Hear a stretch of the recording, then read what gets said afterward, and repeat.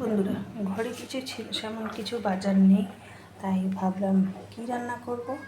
ডাল করেছি, আর এই দেখো শিমলা মির্চি ছিল ঘরে দুটো, তাই সরু সরু করে কেটে নিয়েছি। আর নিয়ে নিয়েছি তার সাথে চালের গুঁড়ো আর বেসন পরিমাণ মতো। আজকে এই দিয়ে শিমলা মির্চির পাকোড়া আর ডাল, এই হচ্ছে আজকে দুপুরের মেনু। কি করব, এক একদিন বাজার না থাকলেও এরকম খেতে কিন্তু ভীষণ ভালো লাগে, আমার তো ভীষণই ভালো লাগে। তাই চলো তৈরি করে নিই ব্যাটার। এর ভিতরে দিয়ে দেবো হলুদ, আর দেবো পরিমাণ মতো নুন, আর দেবো একটু জিরে ধনে ভাজা গুঁড়ো।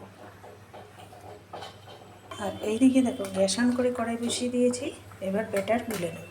দেখো একদম পারফেক্টভাবে ব্যাটার গোলানো হয়ে গেছে। আর এবার এক একটা করে শিমলা মির্চি আমি এর ভিতরে চুবাবো আর দিয়ে দেবো তেলে।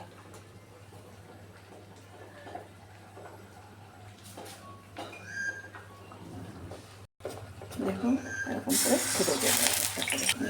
পরপর কিন্তু আমি সাজিয়ে দিয়েছি, দেখতেই পাচ্ছ। আর অল্প একটু মূলো শাক ছিল, তাই আমি কেটে নিয়েছি, এটাকে আমি বাটবো। রসুন আর কাঁচা লঙ্কা, দেখো গোটা গোটা আমি রসুন দিয়ে দিয়েছি, এই যে বেটে, এই দিয়ে আজকে খাবো। দেখো বন্ধুরা, আমার শিমলা মির্চির পাকোড়া রেডি।